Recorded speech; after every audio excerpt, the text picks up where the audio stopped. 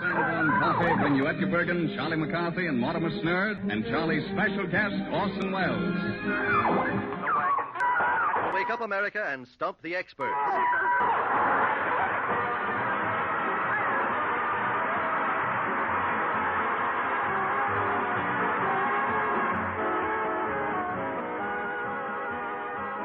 Hello, dear listener, and welcome to our show of shows, a podcast about old-time radio. I'm Dan Howland, and I'm joined for the second time in a row by my pal Tom Higgins. Hi, Tom. Well, heavenly days. Hello, Dan. Hi. Every episode, we are going to choose an old-time radio series, and we will talk about its history, performers, importance, and legacy, and we'll try to figure out how it works. We'll take it apart like a cheap wristwatch. And our topic for this week is Fibber McGee and Molly, which was the long-running show. I think that it ran for 27 years. And the last couple they might have done without. What's that? Oh, yes. Yeah, they might have. Couple of years. They might have skipped the last couple of years, yeah. But we'll touch on that later. I think the only American sitcom that comes close to having run as long as Fibber McGee, actually it surpassed it recently, is The Simpsons. Yes. So I don't think there's a live action equivalent, but I mean, these are obviously apples and oranges because Fibber McGee and Molly was on the radio with one bizarre brief foray into television. But the best I can say about the Fibber McGee and Molly TV show, it's an alternative Fibber McGee and Molly. Yes. Well, there's a little bit of alternative universe in the Fibber McGee and Molly world, and I think that one was definitely one of them. It does not resemble the radio characters at all, as far as I could see. Readers of comic books will know this as retconning, and yes, the universe ends and gets remade, and bits and pieces come back, but yes. Well, let's talk first about the format of Fibber McGee and Molly and the structure of every show. It was essentially a sitcom story that was broken up into segments, and there would be musical interludes performed between them. So there was always like an instrumental song at the beginning. There was usually a vocal song, and once the show had settled into its formula for a while, that was a performing group called the King's Men would always do a vocal piece in there, and one other song towards the end. But the mainstay of the show was, I guess that comes from the variety shows and the vaudeville days, was the notion that it wasn't really a show unless it had some musical interludes. And if you listen to like Jack Benny or a lot of other of these shows that came out of vaudeville, they all have that same kind of they have that opening structure. number. Yeah, it's Jack Benny's boy. Who is this? What was his name? He had a singer on all the Dennis time. Day. Dennis O'Day. Yes, that was it. Right. Yeah. And even some of the shows like the Goon Shows from England, there were musical numbers in there. Similar structure to it with the musical numbers in between. It's well, let's talk a little bit about how the show started. It started way back. Well, there's a little bit of prehistory to Fibber McGee and Molly. Is the two actors who performed Fibber and Molly were a married couple named Jim and Marion Jordan. And in the early 1930s, from 1931 to 1933, and then for another couple years, they were picked up by a network. From 33 to 35, they were on NBC. It started as a local show in Chicago. They did a show called Smackout, and that was a really peculiar little show. It was about I guess you'd call it a hardware store, I think it was, but maybe a general store is more appropriate. And people would come in and ask for something, and no matter what it was they asked for, Jim Jordan played the shopkeeper. He would always say that they were smack out of that, and he would have some elaborate story about why they were out. So it was a little bit like Monty Python's cheese shop sketch. On a big scale. On a series basis. And as I understand it, there aren't a lot of episodes to listen to now. every character on it was played by Jim and Marion Jordan. So everybody who came into the store, it was either Jim alternating between being the shopkeeper and the person, or it was Marion playing somebody who came into the store and asked for something. But even back then, this was kind of their atomic structure. There were people always coming to them. Yes, yeah, that was the thing that recurs in Fibber McGee and Molly later. And during that period from 31 to 35, they met and started working with a writer named Don Quinn. And he became the head writer later of Fibber McGee and Molly. And he stayed with the show, I guess, for, I don't know, maybe half of the run or a little less, maybe like 9 or 10 years before he left. He was well in the heyday, but he was not there at the end. He was not there at the end. He pretty much trained his successor, a guy named Phil Leslie, who maybe not quite as good, but pretty good.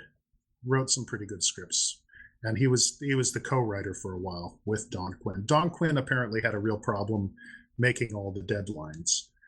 And I think he may have had a bit of a drinking problem, but that seems to be a recurring theme.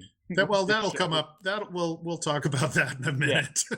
And wasn't it the case also? I think you were telling me that the show that the husband and wife, they actually, Jim actually commented on another radio show, and that's how he found himself. Oh yes, doing his own radio show. I'll tell you what it was. They were at home. They had been in vaudeville as singers together. And then they couldn't really make a go of that. They were definitely second stringers. They weren't, top of the bill or anything. And so they retired and they moved back to Peoria, Illinois, where Jim became, I think it was Peoria. Some purist out there will probably correct me. Always. But they moved back to just live in small town America, and Jim got a job in the post office. And they were, more or less retired from show business at a fairly young age. So they were Fibber McGee and Molly at that point. They more or less, yeah. But what happened was they were sitting around listening to the radio with the in-laws, and Marion's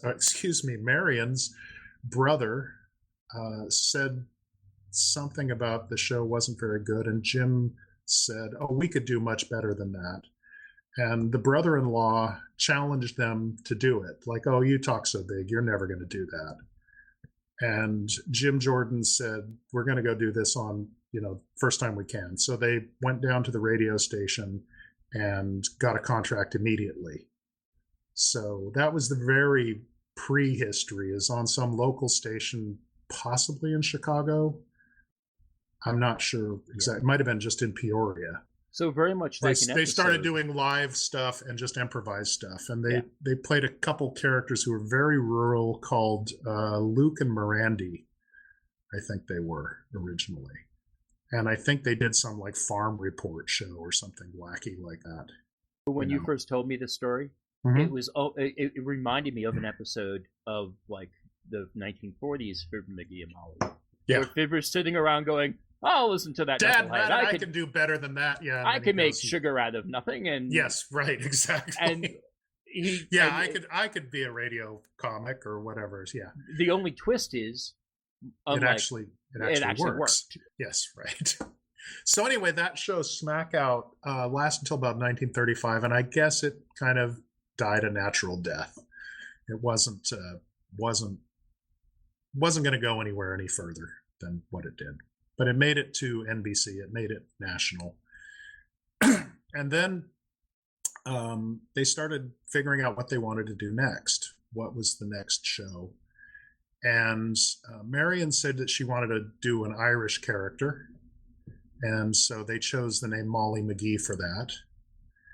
And that was the genesis of it. And then Jim took the character Fibber McGee, elaborating on the idea again that he was a guy who told tall tales. And the Johnson Wax Company offered to sponsor the show and was their sponsor for many years. And the earliest version of the show started in 1935, and for 19 episodes, it was a very different show from the later series. Fibber was abusive. Yeah. Well, the first thing was they were traveling around the country in an old car, in just an old jalopy. They weren't settled. It wasn't a domestic comedy. They were going from, I can't remember whether like campground type places. A lot of scenes in gas stations. And this was the pre-World War II road. Pre-World War II. This of would America. Well, yes, exactly. Yeah, the roads were pretty rough in those days. Yeah. But America was discovering this fact that they could go travel anywhere in the country. Right. And so the characters were different as well. And the two characters were, Fibber was kind of a henpecked husband, and Molly was almost like a fishwife. She would yell at him more. She laughed at him more, and he would just kind of cringe into himself. Like he'd start to tell a tall tale, and she'd just slap him down. And so they were not as pleasant characters during those first few episodes. Those first 19 episodes were not at all the Fibber McGee and Molly that became like nationally beloved characters. So we have a clip that we're going to play, and this is from the very first episode of the Johnson Wax program with Fibber McGee and Molly. And I think, I'm not sure about this, but I think from the sound of the voice that the cop that we're going to hear in this clip is William Frawley. And you probably know him from playing Fred Mertz on I Love Lucy. So let's play that clip. Silence in the court. Officer, what's the man charged with? Passing up a red light at the junction, Your Honor. Your Honor, the light wasn't lit. Silence. That don't make any difference, Your Honor. That light ain't working right. But it's a red light, and he should have stopped us. That light ought to be fixed, Schwartz. Schwartz, is it? And me wasting me sweet Irish minds on a guy named Schwartz. Quiet. Quiet, madam. What's your name, defendant? McGee. Fibber McGee, Your Honor. One of the old Nebraska McGees. One of the oldest and most respectable... All right, never mind. Huh? I realize that it's difficult to see that light at the junction. Nevertheless, we must impose caution on all motorists. And it is obvious that it is a red light, lit or not. Now, what have you to say, McGraw? McGee, it is. And I got this here to say. I'm a law-abiding citizen, and that there red light wasn't lit. If it had been lit, I'd have knew it was a red light. But a red light that ain't lit ain't a red light. On account of because the light that ain't lit ain't a light. And if it's got to be lit to be a red light and it ain't lit, then it ain't a red light. If a red light is the kind of a light ought to be, it'd be a lit light, not a dead light. A dead red light ain't no more a red light than a lit light is a dead light. And I claims that any time my headlight sees a dead light, red light or no red light, and I ride right by the light, I'm in my rights. Come on, Molly.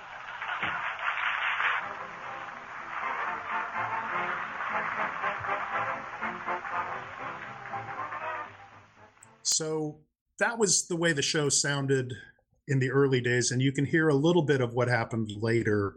There was a lot of wordplay in that. Yeah, I was just going to say that whole red light, it was the right light. The Fibber red light, I got to make a rap out of that. That's a beautiful piece.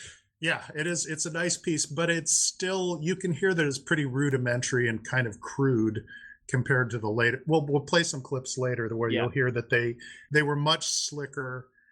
They were much more confident in what they were doing. Did you also notice the little dig that Molly gets on the police officer?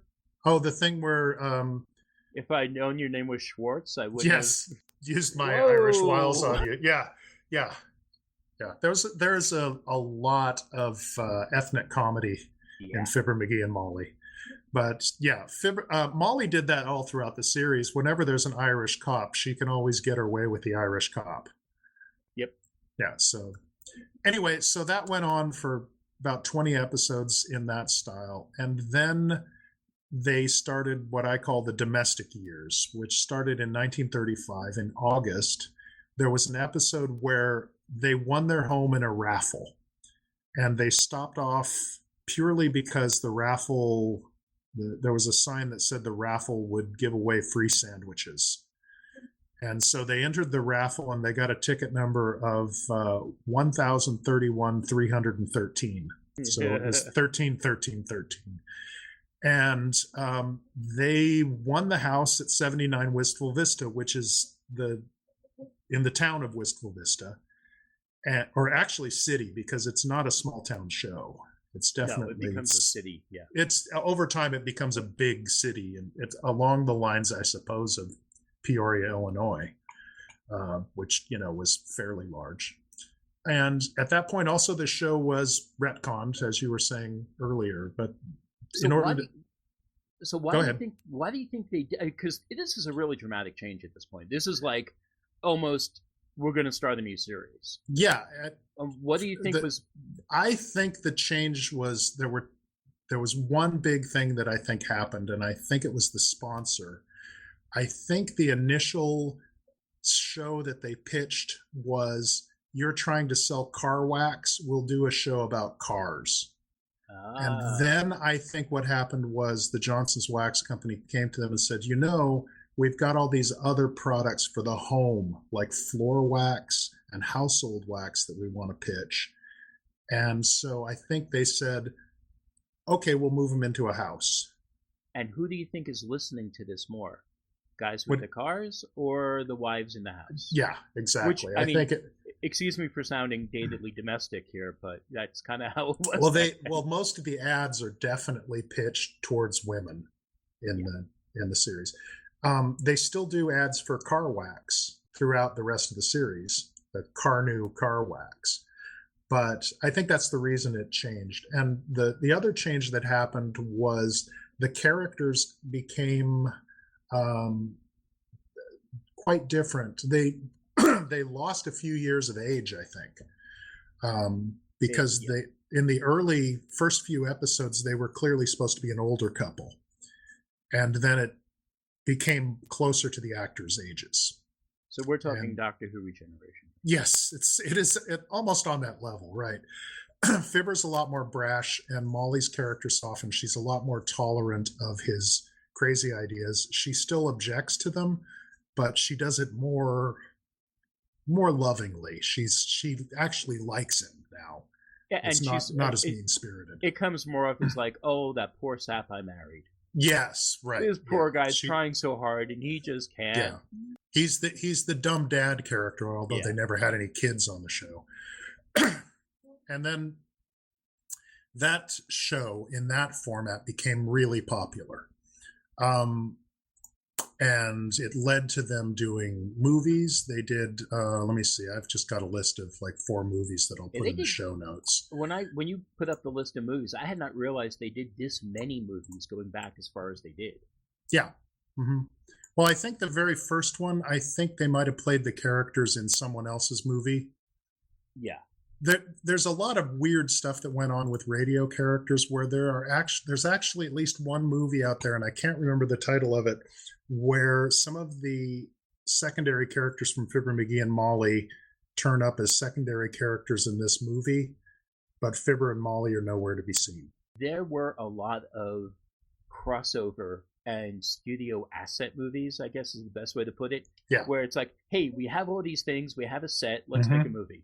So let's get you from this show and you from this show, and you're going to sit around and you'll play the same character you did on the radio. Exactly. Yeah. Right. And, the Disney studios were notorious for that. They would hear somebody on the radio and they would say, that's a great voice. Let's use that. Oh, yeah. There were Disney cartoons I remember seeing as a kid with a lot of radio characters in them. Yeah. And also, Fibber McGee and Molly was a huge influence on the Warner Brothers cartoons.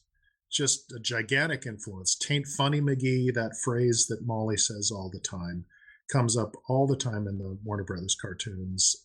"That ain't the way I heard it," which is the catchphrase of the old timer from Fibber McGee and Molly. All those things I learned about first from seeing them on cartoons, and I didn't find out till years later that it came from a source. It wasn't just some oddball thing. Oh, even the character of Tiny, Bikini. Yeah.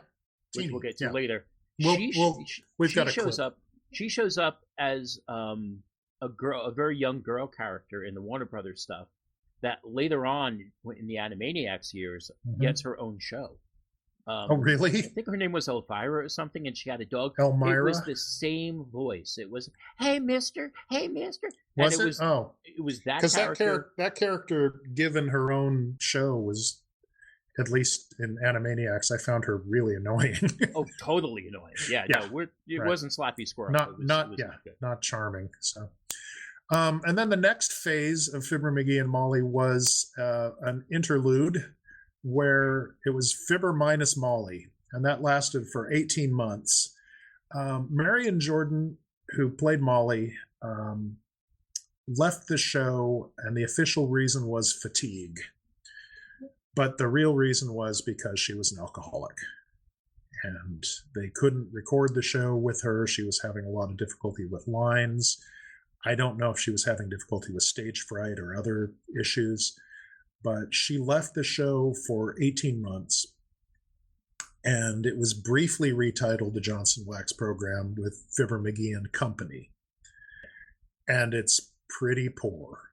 Now, is it this the point where Fibber McGee starts like bringing in the support characters? There were always support characters in there, but I mean, they got more prominent roles. They got more prominent roles because they had to. They had to fill things in. I think they had. Oh, and I'm blanking on the actress's name. There's some film actress who came in and played, where there was a scene where Molly would have fit. They would rewrite it to be a receptionist or something, so that it would work that way. But eventually, in 1939, Marion Jordan returned. And at that point, the show really took off and became a blockbuster. That was when it really became massively popular. And at that point, Jim and Marion Jordan weren't even credited anymore. After maybe another year or two, they were just called Fibber McGee and Molly. They were never referred to again as Jim and Marion Jordan. And I think that... At this point, the branding is complete. Yeah, it's absolutely complete. To the point where when Fibber McGee and Molly would appear on another show, like I recently listened to an episode of Lux Radio Theater. It's Fibber McGee and Molly. It's Fibber McGee and Molly playing these other characters. So here's Jim and Marion Jordan playing Fibber McGee and Molly playing other characters. And so they really merged with their characters in the public's mind. And in truth, they weren't much... At least Jim Jordan wasn't much like his character at all. He was not an impulsive guy. He was not really a talkative guy. He was, that was all performance. That was all the character. So we have a clip that we're going to play, and this is from the 5th year on the air. And you'll really hear the difference between this and that clip we played earlier. You can hear that they've really got their rapport. Their on-air characters are down. And they're kind of breaking the fourth wall a little bit with this clip. So let's play that. Hi, Molly. Hello, dearie. What are you hiding behind your back? Let me see. Oh, nothing much. Just a few flowers. Here. Oh, a bouquet of roses. Yeah. Ah, they're so lovely. Oh, it wasn't anything that any red-blooded... McGee, what have you been up to? Well, what you mean, Molly? You know very well what I mean, McGee. Huh? When a man brings his wife flowers for no reason, there's a reason. Look, Mrs. McGee, this is an anniversary. Just 5 years ago today, on the 16th of April, we went on the air for Johnson's Wax. Oh, heavenly days. Yeah? For the purposes of the script, imagine me forgetting that. Yes, sir, imagine us talking ourselves red in the network every Tuesday night for 5 years. Do you remember that first broadcast in New York, McGee? Oh, boy, was that terrible. So that was So what I find really interesting about this, I love this clip, it shows how merged they've become. They sound so naturally like a married couple on stage, which they are. Yeah. They're not even playing a married couple. They are a married couple on stage. And they're talking about something very important to them. And they're making a pitch. And it's like, yes, we're a show, but we're not a show, but we're a show. Yeah, and there's a weird... They live in a really weird dimension because a lot of people will say Fibber never had a job, which is ridiculous. He was on the radio every Tuesday night. The fictional character Fibber McGee had a radio show for the Johnson's Wax Company, just the same way that Jim and Marion Jordan had a radio show. And for brief moments in the show, they'll even say, well, as long as it doesn't interfere with the radio show, or, oh, they're probably home listening to Fibber McGee and Molly. So he had a job, and then the moments, most of the time, it's like, wait a minute, I don't have a job. Right. I'm not a character. I'm a character in the show. I'm not doing the show. I need to get a job. Yeah, let me go and invent. It's an infinitely receding. That way lies madness. Don't look too deep into that. If you fast forward to the postmodern era, the Pullman era, that is very ahead of its time. Yeah, being itself, talking about itself, being itself while being itself. I don't think there was another show that. Well, I mean, there were shows that played a little bit with the fourth wall, a bit, but it wasn't really until I think it's Gary Shandling's show. Burns that they just really knocked that. Burns and Allen, I guess, but he kind of stood in front of the curtain and narrated a little. That's true, yeah. And I will say the TV show gets. He never really turned to the camera during the show. I would disagree with that. Yeah, I think he would shoot one of those low eyebrow, cigar in hand looks and go, Yeah. Okay. And it would be like, oh, it's you and me. You're talking to me. Okay, I get it. Okay. So well, anyway, yeah. So they would just knock down the fourth wall because they were characters on a show, playing characters on a show, playing. But they did it so well. It took TV. Yeah, Gary Shandling does it. But if you go to literature and comic books, not until Deadpool do you get a comic version of breaking. Oh, I mean, there's lots of characters who've done that. Groucho used to do it all the time. Groucho looked at the audience all the time. Oh, but he would look at the audience, but like using the fourth wall as a device. Right. Like their fourth wall. I guess the fourth wall, their fourth wall was the whole situation, is what you're saying. They lived on the other side of the fourth wall all the time. All the time. They had the Johnson Wax advertising guy coming to their house once a week when they're doing their radio show. And the excuse for that was his character, their announcer on the show was also their friend who was a salesman for Johnson's Wax. Yeah. So that was the excuse to get him in there and do that. And Fibber would always turn to the audience and say, see, folks, this is what we do for letting him into our house. Yep. This is what we get for that. I remember one specific gag that I really liked that Teeny said once. And again, we're going to play a Teeny clip in a little bit. But they were talking about Teeny's father. And what Fibber said, if I had a face like his, I wouldn't show it. And Teeny replied, that's funny because he says if he had a show like yours, he couldn't face it. Oh. So they didn't care about the fourth wall too much. They just broke it down all the time. So the next phase, I think, in the show was, it ran from 1939 to 1959, sort of in the prime years, and then through World War II. And in the later years, they stopped doing it in front of a live audience because Marion Jordan's alcoholism and her other health problems, I guess, just made it really hard for her to do a half-hour-long show and to do all the rehearsals for a half-hour-long show. So as I understand it, it was actually recorded in their home in the 1950s. And it was cut down to a 15-minute long show, and it would be nightly.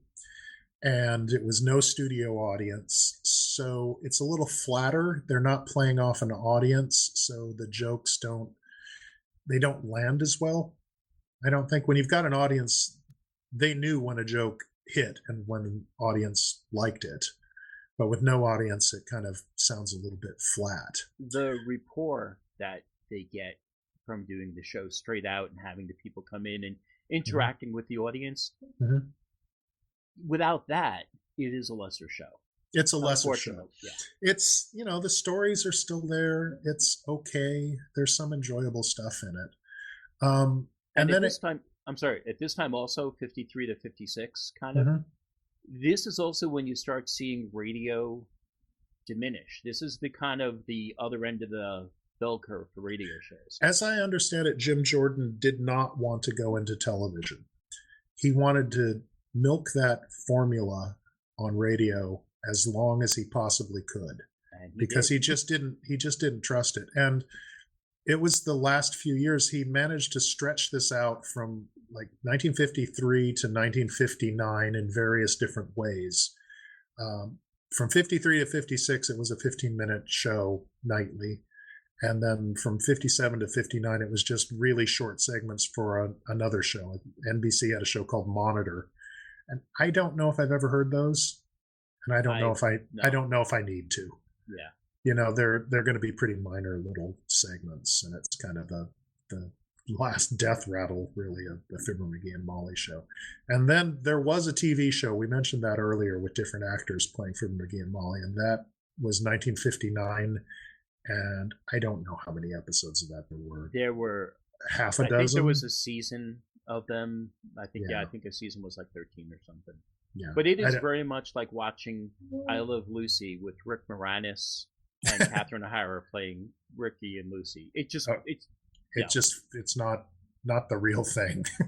And again, it was at that time where radio shows were either moving to TV or they were just giving Gunsmoke did that very successfully. Johnny Dollar did not do it successfully. Johnny Dollar do it at all. Yeah. Johnny Dollar also went to the 15-minute format in the same time period about. 15-minute drama. Yeah, they went to that shorter format, and they never quite. And it worked for Johnny Dollar. I don't think it worked as well with Fibber and Molly. And with Fibber McGee and Molly too, they had been doing this since the 30s, and before that, as a vaudeville act. So we're talking. This is definitely they're encroaching in on the retirement years. It was. And after Marion Jordan died, I think in 59, I'd have to look that up, but let's say 59.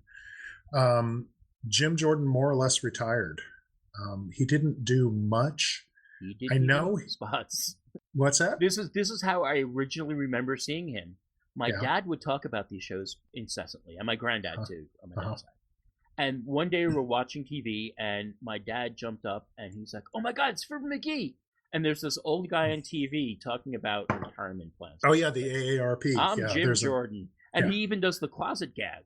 Yeah, and my dad is going crazy, and I'm like, "What's going on here? I'm missing something here." I get it now.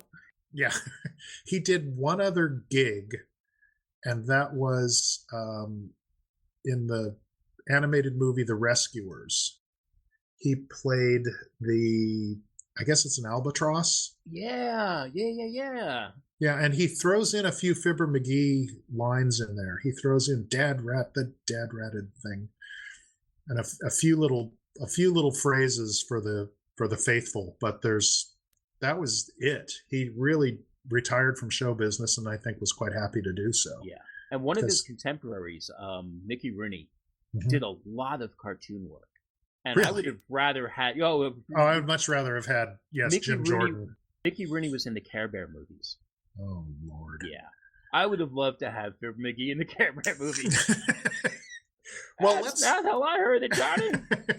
Let's talk a little bit about some of the secondary characters, because the essential story of almost every episode of Fibber McGee during the prime years of, let's say, the war years, Second World War years, will be Fibber gets a wild hair about doing something. He might want to go down to the music store to get strings for his old mandolin, or he might have to have his shoes resoled, or he might want to clean out the attic, or some crazy project that he wants to do. Whatever it is, he just is wildly enthusiastic about doing this thing and is constantly interrupted by other people coming up to the door and ringing the doorbell.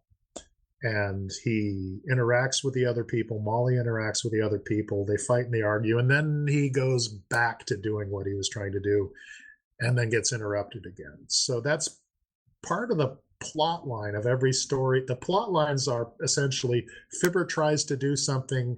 He tries and fails with an ironic result is the finale. Yeah. And everything in between is just nutty neighbors coming over, which is something I think that was a huge influence on future sitcoms. Like every sitcom that I watched when I was a kid had a nutty neighbor next door who comes over and rings the doorbell and comes in and bugs them. Yeah, and the big one. The big one? The big nutty neighbor show that totally ripped off Fibber McGee and Molly. You pointed this out to me. Seinfeld. Oh yeah, Seinfeld, definitely. Kramer is pretty much. Kramer is pretty much all of them rolled into one. He's even pretty does a much good teeny voice, yeah. Does he? I've never heard him do a teeny voice. He does some weird voices every once in a while. Yeah. So all those characters who came in were essentially catchphrase characters, by which I mean they would work their way around to hitting their catchphrase, which the audience just loved. So they would always have, like, Mayor Latrivia would come over and Fibber McGee and Molly would seize on some little thing he said and misinterpret it until he got flustered and angry and went, "Why I never, you, I, McGee." Yep. So that kind of catchphrase comedy had always been around, but Fibber McGee and Molly really hammered that into the public consciousness, and it became something that was really important in, like, sitcoms and stuff. You know, there wouldn't have been a J.J. Walker saying dynamite in the 70s if it hadn't been for some of the characters on Fibber McGee, I think. And then we get the audience talking back to the show, which you kind of get in the Rocky Horror Show, where it's all catchphrases. It's all, I'm waiting for this line, and now I'm going to respond to it in a way everyone else responds to it. Yes, that's true. Yeah. So the big one, the biggest recurring gag, I think, that got a huge audience response was the hall closet. And we don't have a clip of that, but if you start listening to Fibber McGee and Molly, you'll start hearing hall closet gags. Pretty much every time Fibber gets excited about something, he'll say, "Oh, I know where the hammer is. It's in the hall closet." And then he runs over and then opens the closet door, and everything falls out on top of him. And immediately when he says, "I'm going to the hall closet," Molly will say, "Oh, McGee, no." One of the things I wanted to talk about was not just the characters who are on mic, but the characters who are off the microphone, the characters that are talked about that you never actually meet. And it's a clever way for a scriptwriter to populate a city without having to hire a ton of actors. They did have a lot of characters on the show, but almost all of them would come in and talk about other characters that we never meet or seldom meet. Fibber had his partner in vaudeville, Fred Nitney, and he'll always say, "Didn't I ever tell you about Fred Nitney? Him and me had a vaudeville act from Starved Rock, Illinois." And then he'll tell some elaborate story. Eventually, he turned up for one episode, but generally he was not heard from. There was also one of the side characters you're probably going to get to.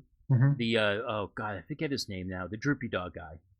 Oh yeah, Wallace Wimple. Yeah. Wimple, yeah, Mr. Wimple. Yeah. That was Bill Thompson who did a lot of characters on the show. So he has a wife, Sweetie Pie.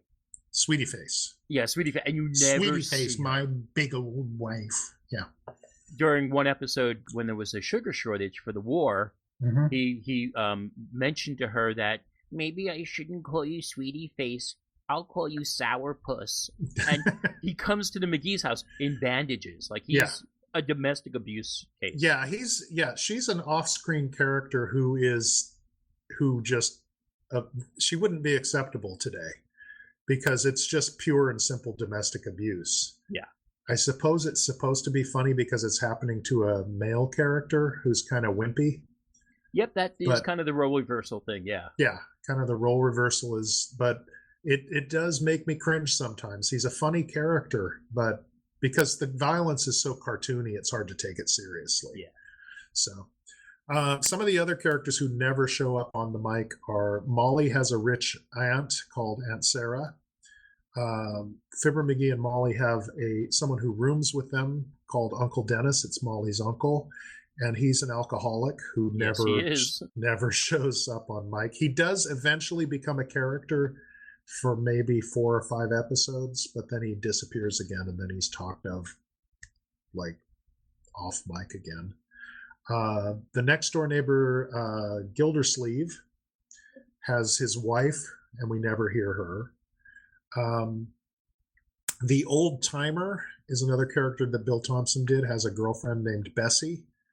and she turns up on mic, and I think that's a disaster. When she Yeah, finally that was does not turn up on mic, it's not funny. That's a really good example of the less said, the better. Yeah, the Fraser and Maris thing, they never showed Maris, and that's wise. If you have a character who's off screen or off the microphone, leave them off the microphone. Yes.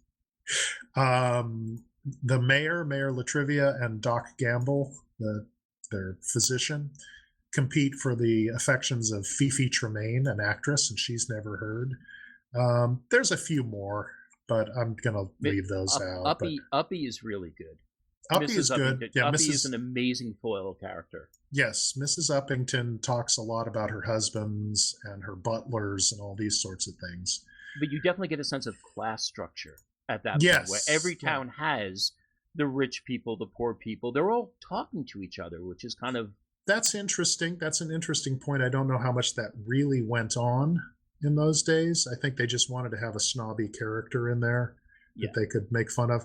But one of the interesting things about the character of Molly softening over the years is she starts off really disliking Abigail Uppington.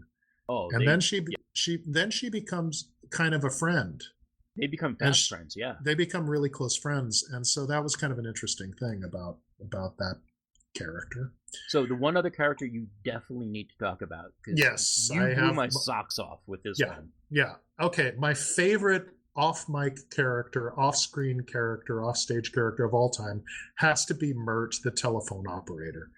Every single episode of Fibber McGee, pretty much during the main years of it, at some point, Fibber picks up the telephone and tries to get a call through, never does, always gets his friend Mert, the telephone operator. She does turn up in one episode, and it's just a joke. I mean, Fibber doesn't recognize her, and that's the only time she actually appeared on the microphone. 99.9% of the time, she talks about her family, and Molly overhears it and expresses concern about what Mert has said, and then Fibber says, "No, you misinterpreted what I'm saying. It's not as bad as you thought." Yeah, it's not as bad as you thought. Or it's not as good as you thought. Yeah, whatever it is. But the clip we're going to play now really subverts that. One of the things that Don Quinn and later Phil Leslie were really good at was, if you had a recurring gag, you would do it the same way week after week and month after month, and then every once in a while you would tweak it just a little bit.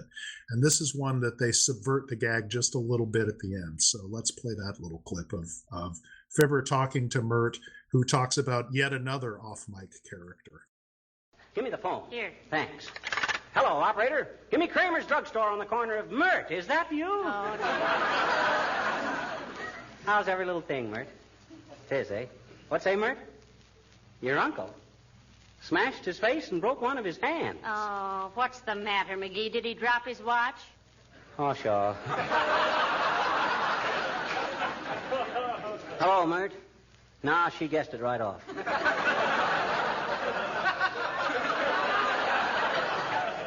What say, Mert? Okay, I'll call later.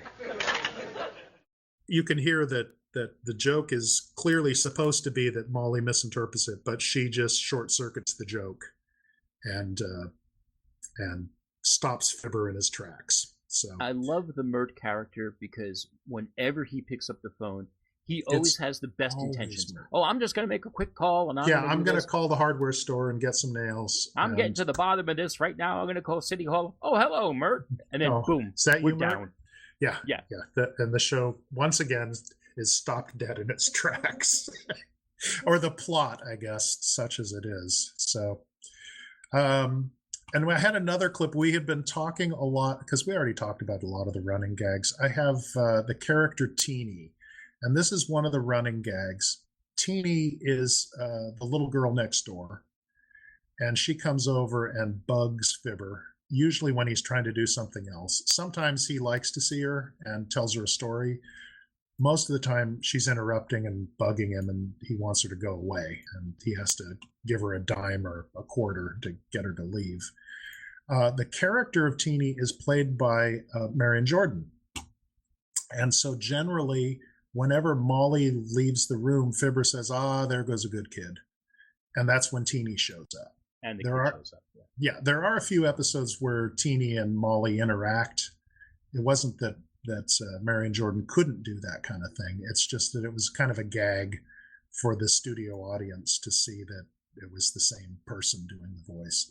So this is a clip that tells us how Teeny got her name. Here, and while you do that, I'll run upstairs and look over the spare bedroom so Aunt Sarah will be coming. Okay. There goes a good kid. Lots of family loyalty there. Won't listen to a word against Aunt Sarah, even when she knows she's an old miser. Not that Aunt Sarah is unpleasant to be around. She always smells slightly of mint. Even so. Come in. Hi, mister. Oh, hello there. Say, how old are you, sis? 6, going on 6 and a half. 6 years old, huh? Mm-hmm. How many years is it you've been dropping in here to visit with us? 9 years.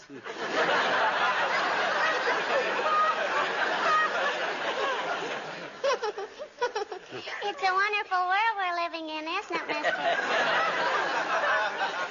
Yeah, it sure is, sis. Wonderful world. And you realize I don't even know your name? I know it. Well, what is it? Ridiculous. No. I mean, what is your name? Oh, Teeny. Teeny, huh? I says your name is Teeny. I know it. Odd name. Why? Oh, I don't know. You don't hear it very often, is all. Named after somebody in the family? No. Huh? Well, what is it, just a nickname? I guess so. When I was a little baby, my daddy called me Martini, and then they just started calling me Teeny, I guess. Oh. Why did your daddy call you Martini? Why'd your daddy call you Martini when you were a baby? He said I was never dry enough to suit him.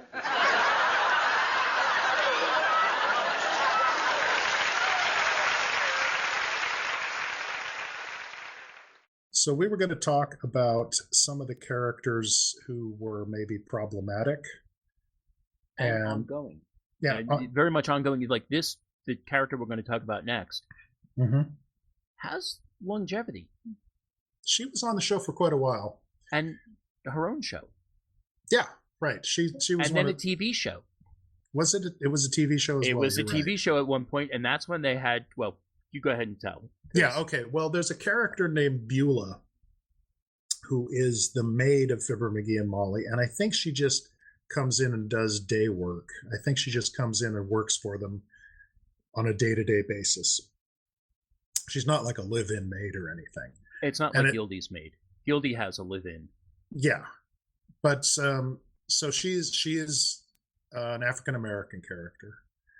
And every time she steps up to the mic, the audience roars with laughter. And the reason is because she was played by a white male actor. And it's a pretty good voice, but that becomes really problematic. When you know that, you go, oh my God, you know. Yeah. It's a bit cringeworthy.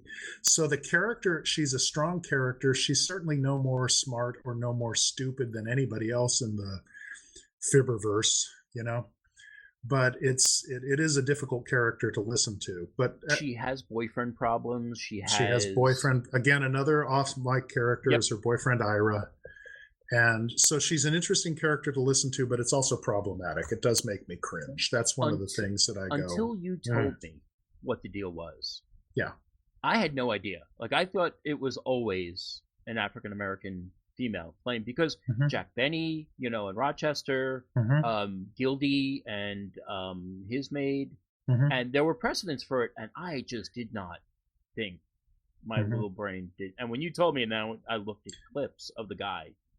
Yeah, all of a sudden, retroactively, I'm like, whoa. Probably if you listen to the show and you know that, you will hear why the audience is reacting the way they are. Because from her first line, she always said, somebody bawl for Beulah. And as soon as she says that, the audience like collapses, falls out of their seat laughing. And it's because they kept it a secret. They didn't publicize that this actor was doing that character. Later, it spun off into its own series, and it got really weird because Marlon Hurt played both the employer and the employee. So he was playing Beulah's boss and Beulah at the same time. Subjugator and the subjugated. Oh yeah. So there's a lot to unpack with that, and I will make zero excuses for it. I don't think that show's very good, and not really worth listening to. But the other thing that we should talk about too, now that we're talking about spin-offs, is the other major spin-off, the really big spin-off was the Great Gildersleeve, which we will cover at some point. We'll cover in another show. I just wanted to touch on it a little bit. Is that what's the actor's name? It's Harold Perry. Harold Perry played Throckmorton Philharmonic Gildersleeve. Well, oh, McGee, oh, little chum. Yeah, right. And he's the neighbor that Fibber always fights with childishly. The two of them just fight like little boys, arguing with each other. Molly's always breaking them apart and preventing them from beating each other up. And he got his own spin-off show, and once again he softened and became more domestic, and strangely lost his wife somewhere along the way. Unannounced, unexplained. He just moved into the they just retconned her out of existence. She did not exist in the new series at all. He got a nephew and a niece. He got a nephew and a niece, and a maid.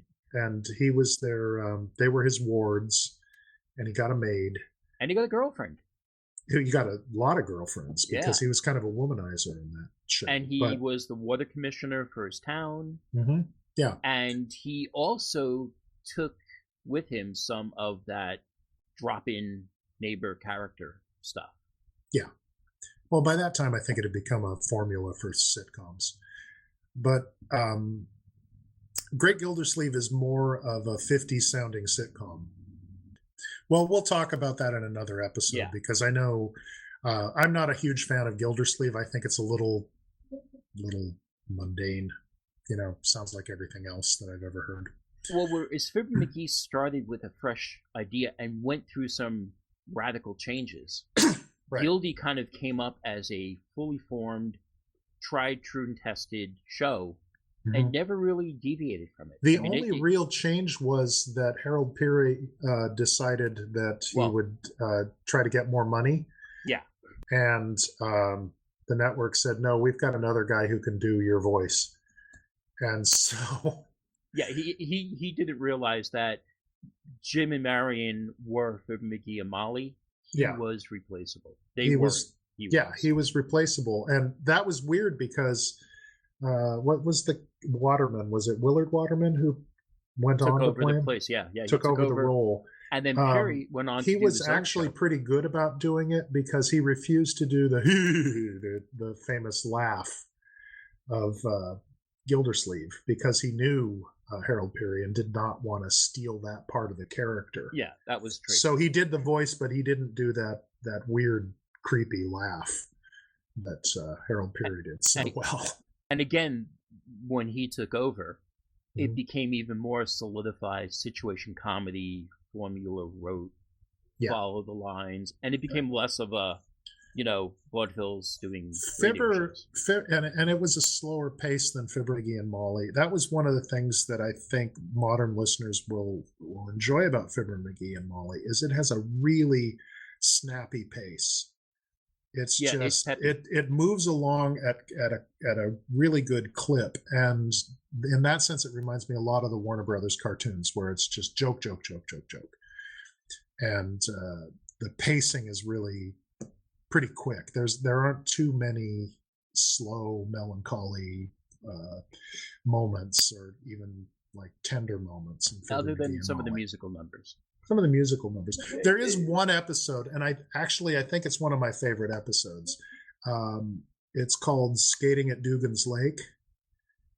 And I like it a lot because Fibber tries to talk Molly into doing a harebrained thing, which is go out to the lake and skate. And in the end, they do, and nothing goes wrong. It's just lovely. Yeah. Okay. And the ironic twist at the end, they had to tack some ironic twist at the end, is Doc Gamble, their physician, is waiting for them at the house. And he's waiting to bandage them up and fix them up, and nothing's gone wrong. Yeah. And he says, "You two are insufferable," and storms out of the house. So that was the only way they could get an ironic end out of that sweet episode. So, but for the most part, Fibber McGee and Molly, as we talked about, hits so many ahead of their time moments, breaking the fourth wall, having recurring characters, having situations recur every show. And then tweaking them and subverting expectations. Yeah. The other big thing, though, is advertising. They were so far ahead of the game. We are now dealing with embedded advertising, and we're not just watching a show and then cutting the ads out. Fibber McGee and Molly, the ads were baked into the show. Right. And so that's the announcer, Harlow Wilcox, was also an obsessive salesman character within the show. And no matter what the subject was that Fibber and Molly wanted to talk about, he would always start talking about Johnson's floor wax, Johnson's household wax. In fact, a recent episode, they basically challenge him to talk about Johnson wax, about this, about that. I'll come up with a topic, and I bet you can't make it about Johnson wax. And he does. Right. And every once in a while, again, to subvert the gag, Fibber and Molly would say, "Aren't you going to talk about, our sponsor?" And he would say, "I don't know what you're talking about." Life is beautiful. I don't need to mention the glow of life, the shine of living, because that's natural on your floor with Johnson wax. Well, particularly during the war years, because very often they would have either a patriotic message or there would be some specific war-related thing that I guess the War Department worked with the writers to work in specific things. In fact, last night's show from the podcast, it's called the podcast, was about sugar rationing. And the show was McGee tries to make a substitute sugar, fails horribly, but yet somehow convinces himself he didn't. And during the show and after the show, they talk about how you need to register for your sugar rations. And they tell you how to do it, who to see in your local government. Very well integrated. There are episodes where they talk about women enlisting in wax, and they'll base the episode around that, and then they'll have a little sincere, well, I would call it an out of character moment, but they never dropped character after a certain point. No, it's Fibber McGee and Molly talking about the war with you, and it's important to them because it's important to you, and we're all in this together. And again, another instance of them becoming the show, and you. It's like you're part of their world, and it's all. There's a book out there somewhere called "How Fibber McGee and Molly Won the War" that I should probably read at some point, but it may be one of those little self-published books that I don't need to read. I don't really know. Having listened to enough episodes from the war years, they sold a lot of bonds, and they went out and did. I have pictures and reports of them doing war bond drives and stuff. So they were well invested in. Oh, yeah. In the deal. Yeah. All right. Well, I don't know. Does that wrap it up? I think it wraps it up. Well, yeah, I think that is for McGee and Molly. If you have never heard them before and this is your first introduction to them, you're in for a treat because I really love the show. Yeah. And again, we've despite some problematic elements to it, I think like 90% of the show is just great, harmless fun. If you stick to the war years, the 40s and the early I 50s, would say 40 through maybe 47 is like the prime years. That's the sweet spot. That's when they're just knocking them out of the park. They're just really good at that point. I don't think there are any real dud episodes in there at all. It's really good. Yeah. So we were going to have a feature every week, which is where we do a little gem from the Internet Archive. We should mention that we get all the shows that we're going to do on the podcast are available on the Internet Archive, archive.org. For free. No charge. No charge. Ads. There's never an ad. There's never a charge. Well, apart from the Johnson's Wax ads. But I mean, okay, they're ads. Okay. And this is the beauty of the show is they're baked into the show. But Internet Archive itself is a freely accessible site. You can be in a library. You can be in school. You will get to that site. Yeah. And my hidden gem from the archive is a weird little show called The Green Valley Line. And it is a cliffhanger melodrama, I guess you'd call it, about a short line railroad. And it's sort of one of those things where it's the little guys versus the big guy. And the main character is what would you say he is? He just comes into town, and it turns out that he's the son of the owner of a big railroad line, and he wants to run this little railroad line to prove himself. He's the plucky hero. He's the plucky hero, and he clashes with his father, who uses all sorts of devious means to get him to fail at this small railroad. But he always triumphs. It is absolutely, completely corny. It has ridiculous acting, but the episodes are only 15 minutes long, and there's not a whole lot of them. There's enough to tell like one story arc, and then it kind of disappeared. Yeah. I think it's about 6 hours worth of episodes. If you maybe. Binged it, yeah. If you did, if you could binge watch it, binge listen to it as though it were an audiobook, if you were so inclined. I think I did binge listen it, but what I did was I would listen for an hour or two, and then I would say, okay, I'll binge listen again tomorrow. So what was the time frame on that? Was that you know what? This is a weird thing. I know it's from the 30s because of the sound of it, but nobody really knows anything about the production of the show. It's one of those weird little orphans that ended up like in the Internet Archive without anybody being able to document who the actors are, what the production company was, what years it was. I'm pretty sure it was just transcribed and sent out on discs to stations that wanted to plug it in, as a kiddie show or, an afternoon melodrama thing. So, listeners, that's your homework for this week. You need to research the Green Valley Line. If you can tell me anything about it, I'd be delighted. Now, some of the actors I think I've heard on maybe Lone Ranger or something like that. So it's probably Mutual Broadcasting. Mutual did probably a lot of those serial out of Chicago, I think it was. Yeah, it's. And this is the same time frame as other 15-minute serials like Speed Gibson and Jerry the Circus. It's just nice that it has a different subject matter. It's in my other life, I make buildings for people's model railroads. And it's kind of like listening to the story of a model railroad. Jeez, it's kind of like the fiction, because people will do these backstories for their railroad, but this is like a backstory with actual characters and stuff like that. And so they're two-dimensional, but they're tiny and they're made out of plastic. So what do you want? And they're fun to listen to. And when you're done, you can wave goodbye and go back to Internet Archive and dive in. Pick out another good show. Find another one. If you find something out there that you want to hear us talk about or you want to mention, you can definitely get a hold of us. We'll put our emails in the show notes. And I wanted you to talk a little bit about the daily podcast. You have a new automated podcast, so tell me about that. For those who haven't listened to the first episode, or episode 0, I think we were calling it.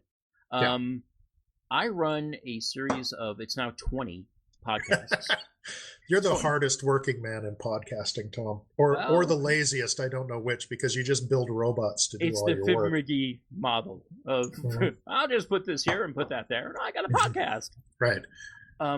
Basically, every day I have lists of shows, and these podcasts will pick out the shows that were broadcast on that day in history. So today, if you listened, you would be hearing stuff from May 6th, regardless of the year. We have Fibber McGee, we have The Great Gildersleeve, we have podcasts pretty much for every topic. The newest one of the things I really liked about listening to the first year I listened to Fibber McGee was using your podcast, the automated podcast, and you get to hear the change of the seasons. The stories that happen around Christmas time happen around Christmas time. You hear at Christmas. Thanksgiving stories happen around Thanksgiving. And, spring stories happen in the spring. And so there's a seasonality that I found really appealing about that. So, but anyway, go ahead. I'm sorry. No, it's good. That's a good point. And I tend to put all the years in together. If you wanted to, You can say, I'm just going to listen to the 1930s shows, and then next year, I'm going to listen to the 1940 shows. And I've had people ask me to do them 1 year, 1 day at a time, and spread them out over 10, 20 years.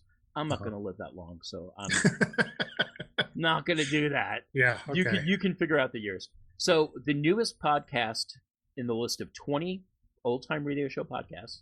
Where can they find these podcasts? Before you tell us about it, where can they find these? You can find them at tomwsmf.com.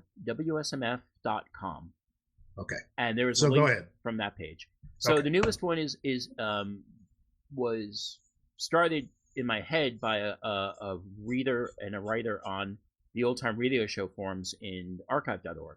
And he was mentioning listening to my other podcasts, how he loved this one show, and he was mentioning educational shows he listened to as a kid and when he was an adult, and how he learned so much from them. And I'm like, oh, so there's a need for this, so I can write up a bash script. You've got at least an audience.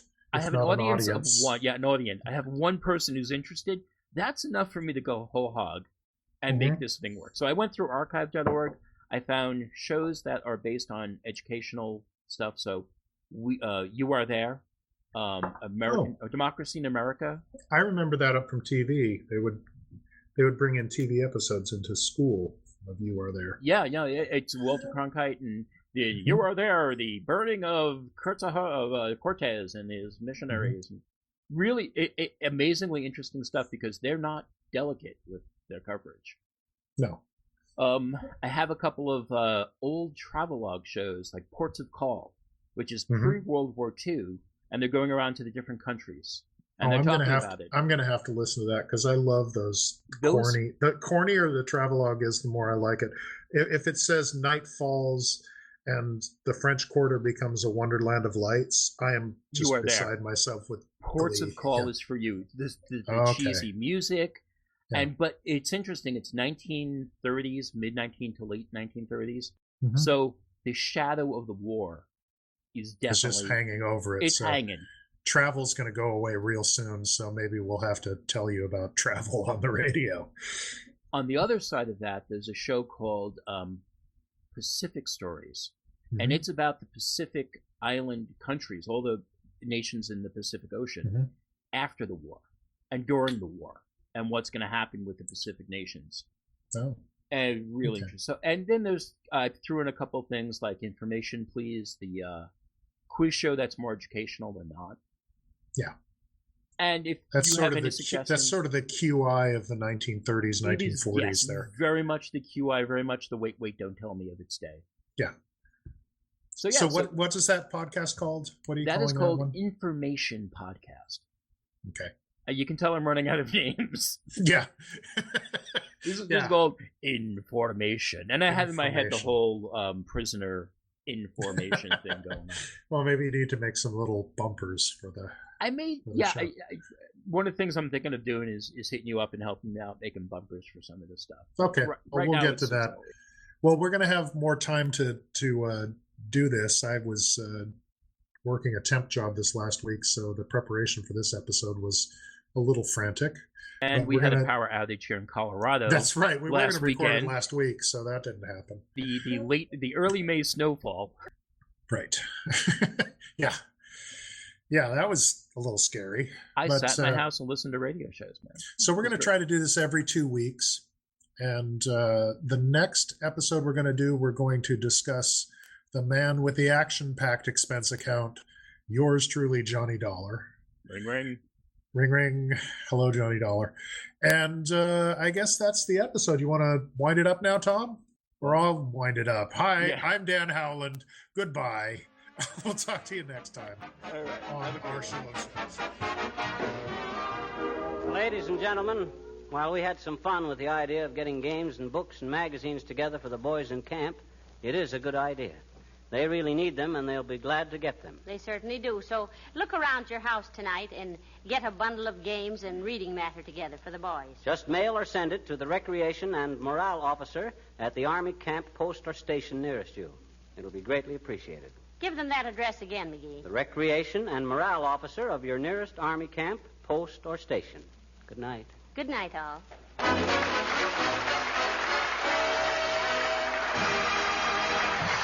This is Harlow Wilcox, speaking for the makers of Johnson's Wax and Johnson's Self-Polishing Glow Coat, inviting you all to be with us again next Tuesday night. Good night.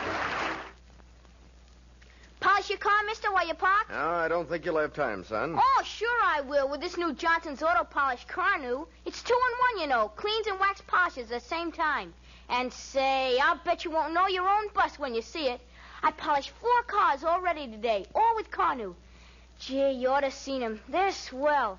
Make you a special deal, boss. If you're not satisfied, you don't owe me no dough. Okay, Bud. Give her the works. I've been wanting to try Johnson's car new myself for 2 months. This is the National Broadcasting Company.